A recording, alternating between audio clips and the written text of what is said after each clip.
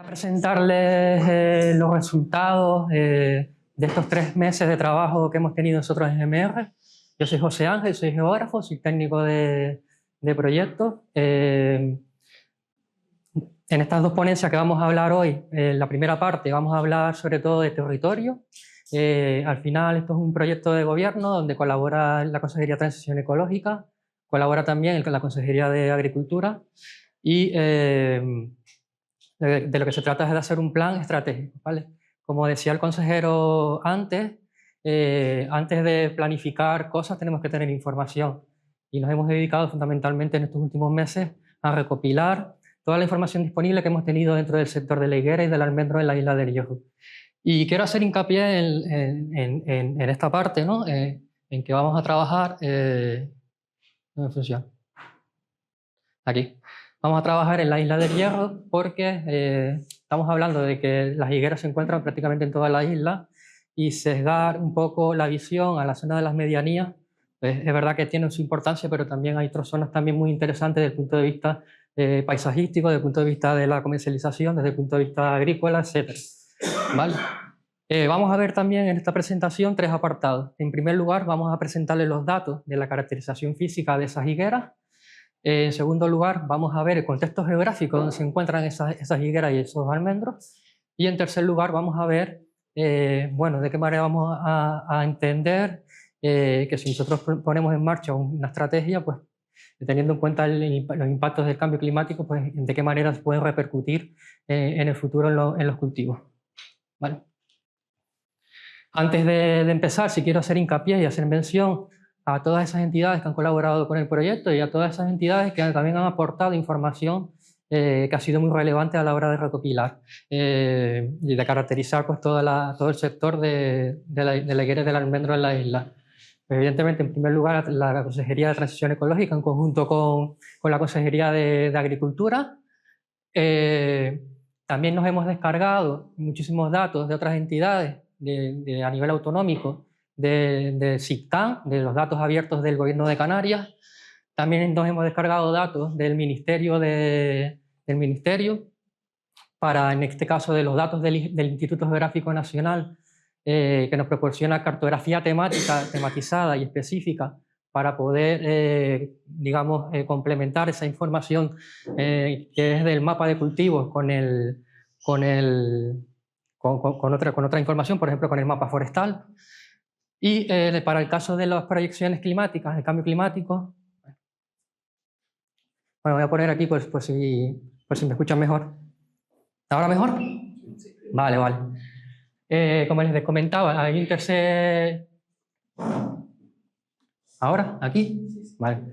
Hay un tercer apartado, ¿vale? Como comentaba, que vamos a hablar del cambio climático. En este caso, nos hemos descargado datos del Atlas Climático de Canarias, que es un proyecto muy interesante porque nos da datos históricos de precipitaciones, de temperatura y de otras variables climáticas para poder entender de qué situación partimos.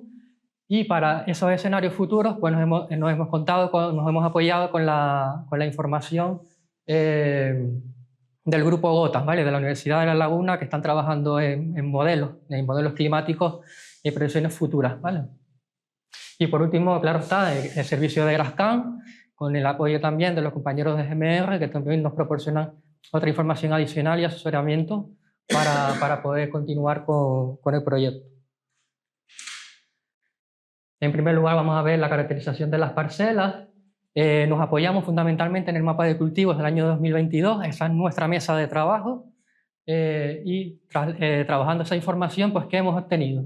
Pues en primer lugar que hemos obtenido 2.425 parcelas de higueras y de almendros en la isla, ¿vale? De las cuales, en total, si sumamos los dos sectores, tenemos 537 hectáreas, ¿vale? De esas 537 hectáreas, higueras y de almendros hay en toda la isla, pero de esas 537 hectáreas, 150,7 hectáreas son consideradas como cultivo principal. ¿Qué quiere decir cultivo principal? Que la mayoría de la parcela, o el 80% como mínimo de la parcela, está dedicada a alguno de estos 2 cultivos, ¿vale? Aquí lo pueden ver con mayor claridad. De higueras tenemos 127,2 hectáreas y de almendros tenemos 23,5 hectáreas en la isla, ¿vale? Si analizamos también las otras disposiciones de esos cultivos, pues tenemos cultivo de borde de higuera, ¿vale? Es decir, las higueras se localizan en el borde de la parcela y se complementan con otro cultivo principal. Y luego tenemos cultivos diseminados, ¿vale? Que esto indica la presencia de árboles, pero no nos indica la cantidad. Esto quiere decir que podemos tener otros tipos de cultivos con higueras y almendros diseminados.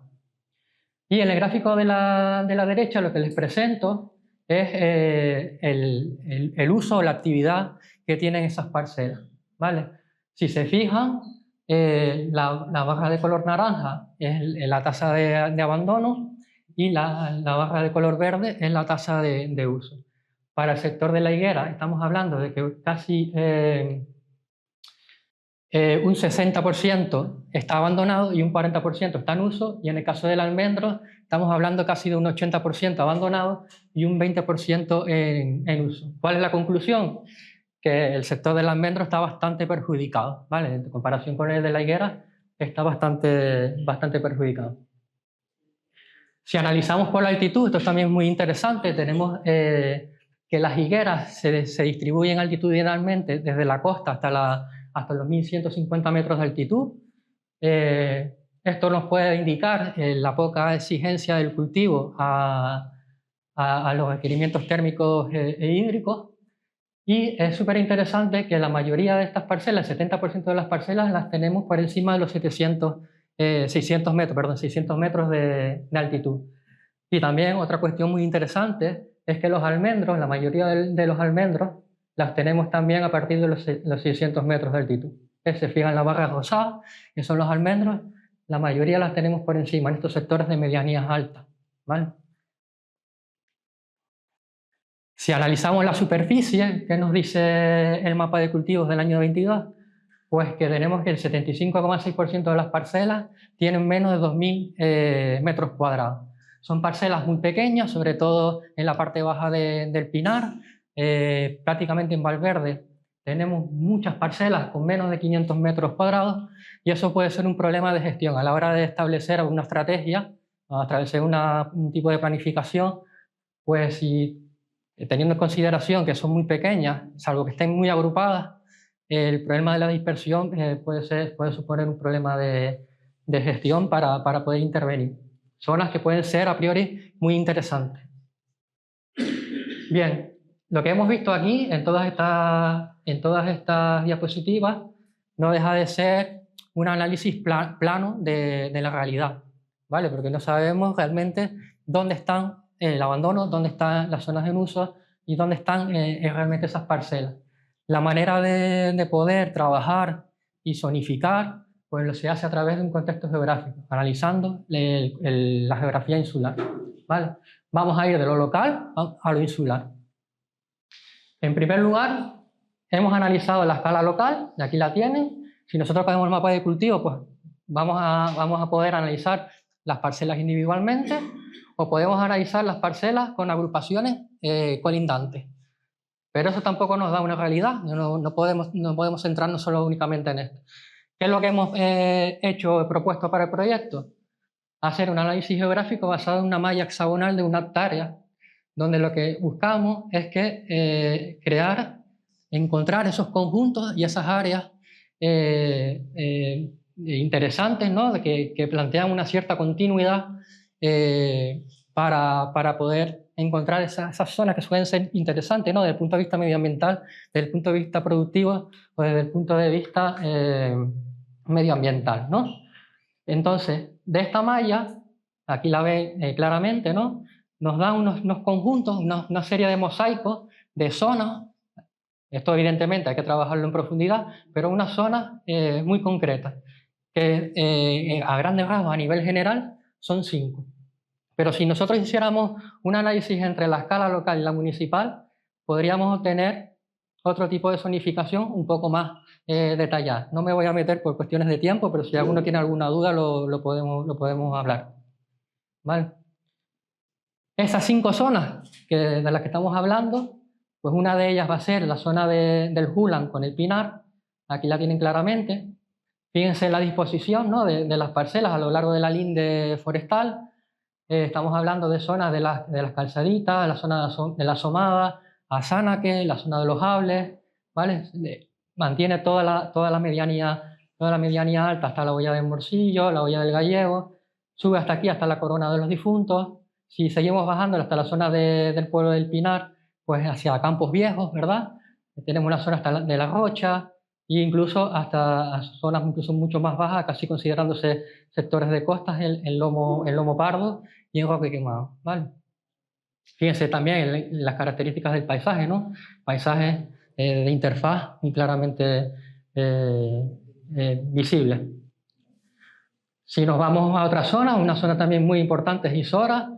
Fíjense la proyección, ¿no? Desde Risco hasta la zona de San Andrés, La Rosa, incluso bajando hacia la Hoya del Horno, ¿vale? Fíjense toda la cantidad de parcelas que tenemos. En Valverde también tenemos una disposición, en este caso en arco, ¿vale? De la zona noroccidental, zona norte-noroccidental, va desde Guarasoca, ¿no? Erese, Mocanal hasta Echedo. Pero fíjense aquí la comparación, ¿no? Si yo comparo el Pinar, que digamos tenemos un mosaico más o menos continuo del cultivo, en este caso tenemos muchísima dispersión, ¿vale? En el caso de Valverde. En frontera, pues tenemos toda la distribución de las higueras a partir de la carretera, y además es bastante clara, ¿no? Desde la zona de las puntas, Tigada y de frontera, tenemos disperso en la zona del Golfo, sigue por los llanillos y va hacia el opuesto, pero va hacia Sabinosa, y aquí ya se pierde bastante la zona de higuera. Si nosotros hacemos otro análisis por la distribución, por tipo de cultivo, aquí les presento un mapa bastante ilustrativo, ¿no? Donde yo les presento las parcelas que tienen higueras y almendros en color amarillo, las parcelas que tienen solo almendros en rosado y las parcelas que tienen higueras en violeta, ¿vale? Fíjense cómo cambia el paisaje, ¿no? Si miramos la zona del Jula, a ver si miramos la zona del Jula, prácticamente tenemos todo de color violeta, que son las parcelas con higueras. Paisaje claramente exclusivo de higueras. Y hacia el Pinar, ¿no? Hacia la zona de Hoya del Morcillo, ya empezamos a tener parcelas mixtas, ¿no? Con cultivo de higueras y de almendros, con zonas muy claras, ¿no? Aquí la zona rosada de solo almendros. Es un paisaje muy interesante, un municipio que da mucho juego a la hora de plantear una estrategia, ¿no? Para recuperar el sector y para que para nosotros, para el proyecto, ha sido un descubrimiento. Vale, también aquí tenemos, les presento la zona de Isora. Isora también tiene como estas mismas características, ¿no? Que la zona del Pinar. Aquí también tenemos muchísimas higueras y almendros. Todo el norte de Valverde, pues tenemos solo higueras. Todo lo que es la medianía de frontera, higuera, pero hacia el sector de interfaz tenemos algunos pequeños mosaicos de almendros, y hacia Sabinosa pues solo tenemos higuera, ¿vale? Este es otro mapa. Si analizamos el grado de abandono, esto presenta la relación porcentual entre el grado de uso y el grado de abandono. Fíjense que el color amarillo son las zonas que están en producción, es decir, que están parcelas que están en uso, en actividad, en mantenimiento, y las zonas que están en azul son las zonas en abandono, ¿vale? Las zonas donde ven ustedes aquí los puntitos azules y naranjas significa que dentro de esa zona tenemos zonas con abandono y zonas en uso. ¿Por qué hacemos esto? Esto es un mapa muy interesante a la hora de consultar, sobre todo para plantearnos preguntas. Por ejemplo, ¿qué nos interesa más trabajar? ¿Las zonas abandonadas solo? ¿Intentamos recuperar estas zonas azules? ¿Queremos hacer una estrategia más, digamos, defensiva? Vamos a intentar que estos sectores en activos en color amarillo, pues evitar que se abandonen, intentar potencializarlo. ¿O queremos intervenir en estas zonas, digamos, intermedias, con usos y abandonos, para intentar hacer una continuidad, generar paisajes, generar actividad? Entonces, es un mapa muy interesante en ese aspecto. Fíjense en los colores azules, que como estoy diciendo son abandonos, todo el abandono que tenemos aquí, prácticamente la parte del Pinar, hacia el Julan se mantiene, se ve que tenemos actividad aquí, y todo Valverde, ¿no? Todo Valverde prácticamente todo abandonado. Bueno, esto es un mapa también donde nosotros analizamos la evolución del cultivo, en este caso de la higuera. Esta es una zona del Pinar. Por esta parte de aquí, hacia la derecha, tenemos la montaña de la Empalizada. ¿Eso le suena de algo? La montaña de la Empalizada, ¿vale? Aquí tienen la curva, es la parte de aquí abajo de la zona de los Hables. ¿Se ubican? ¿Sí o no? No les escucho. ¿Sí o no? Bien, bien, muy bien. Vale, fíjense, ¿no? Toda la cantidad de higueras que teníamos en la década de los 50, y fíjense ahora cómo ha cambiado el paisaje, ¿no? Ese abandono prolongado del suelo, pues ha hecho que el monte se adentre en estas zonas de medianía, ¿no? Esto es muy interesante, sobre todo para intentar entender cómo vamos a abordar la planificación, es decir, vamos a hacer un estudio retrospectivo, vamos a mirar para detrás para ver cómo se hacían las cosas antes, qué beneficios tenían en estos territorios estas cuestiones, para poder intentar replicarlas, recuperar aquellas que puedan ser más interesantes. Bueno, por último, les voy a presentar que también dentro del proyecto hemos hecho un estudio a futuro, un estudio prospectivo. Hemos estudiado el clima y hemos estudiado también las proyecciones climáticas, ¿vale? Un estudio de aproximación que tiene el objetivo de intentar entender cómo se va a comportar el cultivo en el futuro. Pues en primer lugar lo que hemos hecho ha sido extraer esos datos del Atlas Climáticos de Canarias. Vamos a trabajar fundamentalmente con los datos de precipitaciones y de temperatura. Aquí tienen la distribución muy clara, ¿no? de las precipitaciones, en el mapa de la izquierda. Fíjense cómo llueve poco en la costa y llueve un montón, no, pero llueve muchísimo más en cumbre. Estamos hablando en costa 250 milímetros al año y en cumbres entre 700 milímetros al año, ¿vale? Aquí hay una distribución muy clara con la altitud de la precipitación. Igual ocurre con la temperatura. Es muy claro, hace más calor en la costa que en cumbre. El rango de temperaturas que tenemos va de 13 grados a 21 grados. Es decir, que en las zonas de cumbre, en estas zonas altas del Julan, estamos hablando de que de temperatura medias tenemos pues 16, 17 grados. ¿Vale? Fíjense, ¿no? Toda la distribución, dónde están esas higueras, esos almendros. Isora y toda la parte alta del Julan y el Pinar se beneficia mucho de las precipitaciones, pero toda la parte baja no tanto. La zona alta de Valverde pues tenemos precipitaciones intermedias, Frontera también precipitaciones intermedias, y las temperaturas pues suaves en general, suaves para toda la zona, salvo estas zonas de costa, ¿no? Tanto de Frontera como del Pinar. Aquí tienen un gráfico de la tendencia con datos históricos de la precipitación. Fíjense que tenemos una tendencia a la baja, es decir, que ha llovido menos en los últimos años. Estas barras de color oscuro significan variaciones negativas de la precipitación, es decir, que ha llovido menos de la media, ¿vale? De la media que llueve, la media estamos hablando en torno a 200 milímetros al año, y en estos últimos 15 años, ven la concentración de la parte oscura, ha llovido menos, ¿vale?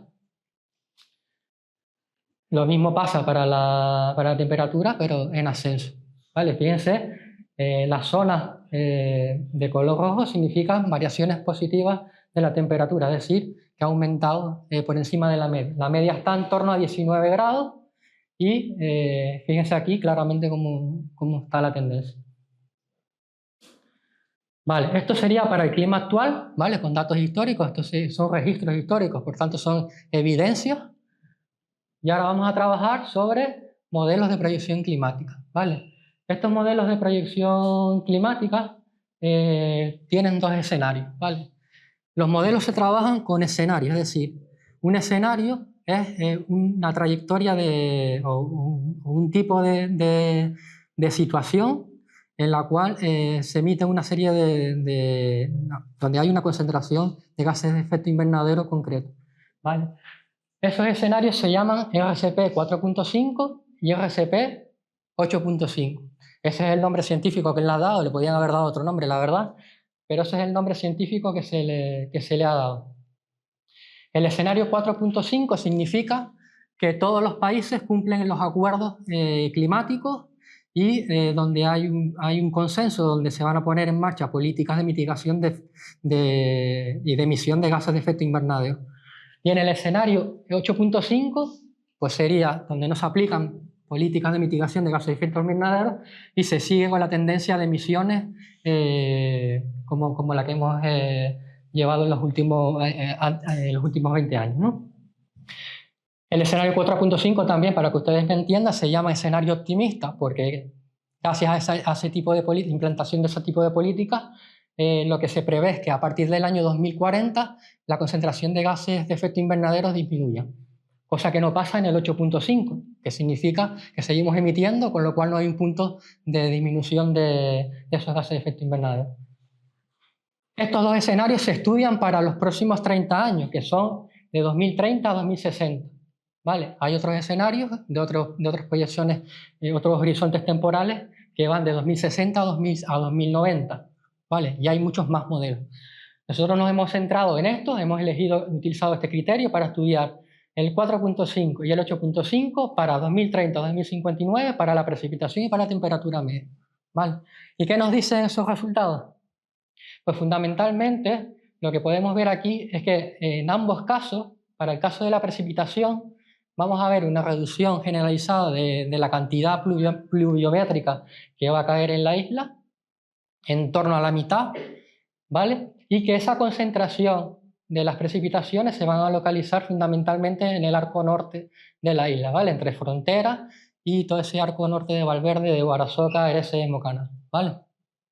En zonas costeras va a haber una disminución, sobre todo en esta vertiente sur de la isla.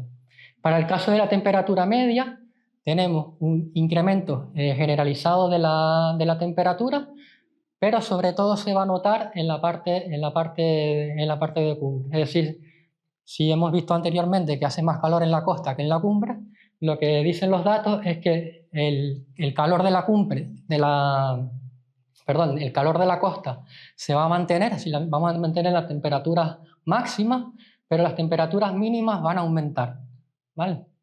Eso lo pueden ver aquí reflejado en estos dos últimos mapas, ¿vale? Estos colores rojos de aquí significan la variación positiva de la temperatura, es decir, donde se van a producir los cambios más pronunciados de temperatura. Esto nos está diciendo que en las zonas de alta montaña, zonas de medianías altas, cumbres, se va a producir un incremento pronunciado de la temperatura. Eso se debe a lo que acabo de comentar, que las temperaturas mínimas van a ascender con más rapidez que las temperaturas máximas. Y para el caso de la precipitación, estos colores oscuros significan descensos, variaciones negativas de la precipitación, es decir, que va a llover mucho menos en esta zona, y estos colores azules y amarillos, ligeros ascensos de la precipitación, de cantidades de lluvia. Esto va en consonancia con esto de aquí, fíjense, ¿no? ¿Dónde están las mayores concentraciones de lluvia? Las tenemos justamente aquí, en estos colores claritos. Bueno, eso es lo que nos están diciendo los datos para los próximos 30 años. Ya por último, lo que hemos hecho es, con estos dos últimos mapas, ¿no? Estos primeros mapas de precipitación y de temperatura, y con los mapas de precipitación y temperatura para los escenarios climáticos, los hemos tenido en cuenta con los requerimientos hídricos y los requerimientos térmicos que necesita la higuera y el almendro para que se desarrolle con total idoneidad. ¿Y qué nos dice ese cálculo? Pues si miramos el mapa de clima actual de la zona potencial del cultivo de higuera y de almendros, recuerden la zona rosada que sería para los almendros, las zonas violetas para las higueras y las zonas amarillas donde podemos cultivar almendros y higueras. Pues prácticamente toda la isla podríamos cultivar ambos cultivos, ¿no? Las higueras y almendros, sobre todo en esta parte central, medianías bajas y altas. Y lo más interesante de lo que hemos visto es el almendro, ¿no? Que como hemos visto al principio, no tenemos almendros en la zona alta de Valverde, y sin embargo aquí nos están diciendo que los almendros en esta zona alta de Valverde pues, podría ser interesante a priori cultivarlos. Y si miramos los dos últimos mapas, ¿no? Del escenario 4.5 y 8.5 para estas proyecciones futuras, como hemos visto aquí, que la precipitación se va a concentrar fundamentalmente en este arco norte, pues el resultado de lo que nos indica es que precisamente las zonas idóneas en secano, estamos hablando aquí, importante, no lo he mencionado, para cultivo en secano, la idoneidad se va a localizar en esta zona, en esta zona norte, ¿vale? Que no quiere decir que no vaya a llover aquí abajo, en la vertiente sur, no quiere decir eso, pero que las zonas idóneas, con la información que tenemos a día de hoy, nos indican, nos sugieren que la idoneidad se va a localizar aquí. Por mi parte, muchas gracias. Si tienen alguna duda, la comentamos después, tenemos un poquito más de tiempo.